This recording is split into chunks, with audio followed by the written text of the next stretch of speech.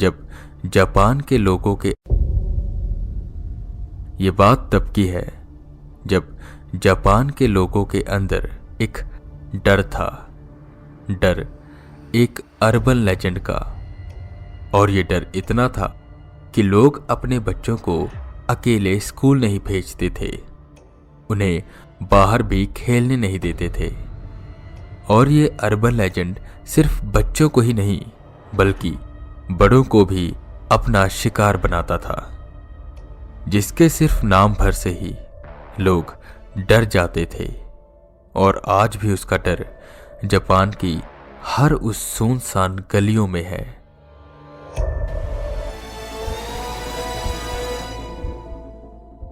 Japan में ऐसे बहुत अर्बन लेजेंड हैं जिनकी कहानियां किसी को भी डरा सकती हैं, पर आज हम जापान के एक सबसे फेमस और डरावने अर्बन लेजेंड की बात करने जा रहे हैं, जिसका नाम है कुचिसाके ओना।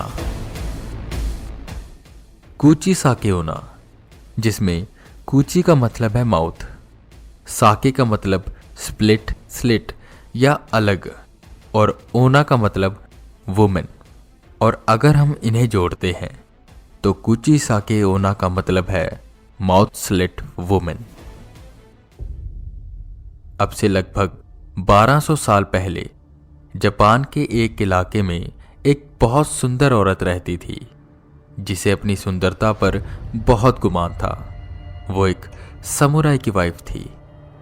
युद्ध के दौरान उसके पति को युद्ध में भाग लेने के लिए जाना पड़ा, पर जब वो युद्ध से अपने घर वापस आया तो जो उसने देखा उससे वो आग बबूला हो गया। उसकी पत्नी किसी और मर्द की बाहों में थी। उस समुराई ने गुस्से में अपनी तलवार बाहर निकाली और एक वार से उसके मुंह को बीच से काट दिया, जिससे उसका वो सुंदर चेहरा बिगड़ गया। उस तलवार के वार से उसके चेहरे पर एक डरावनी मुस्कान का निशान बन गया, जिससे वो बेहद डरावनी और भद्दी लगने लगी। अब कौन तुम्हें खूबसूरत कहेगा, इतना कहकर वो समुराई वहां से चला गया। जब उस औरत ने अपने चेहरे को शीशे में देखा तो वो बहुत टूट गई और उसने एक बड़ी कैंची से अपनी जान ले ली। वो औरत वहीं पर मर गई और सबको लगा कि कहानी खत्म हो गई। पर कुछ सालों बाद 1970 से 1980 के दशक के बीच वो जापान में बहुत से हिस्सों में दिखाई देने लगी। वो अपने फेस पर सर्जिकल मास्क पहन के रखती। सुनसान रास्ते में आते जाते लोगों को वो अपना शिकार बनाती। वो उनके पास जाती और उनसे पूछती वाताशी किरे, जिसका मतलब होता है क्या मैं सुंदर हूं। अगर सामने वाला शख्स ना में जवाब देता तो वो तुरंत ही अपनी कैंची से उसको मार देती, पर अगर कोई हाँ में जवाब देता तो अपना मास्क उतारती और फिर पूछती कोरे देमो, जिसका मतलब होता है क्या इसके साथ भी। उसका वो भयानक चेहरा देखकर कोई भी शख्स डर जाए।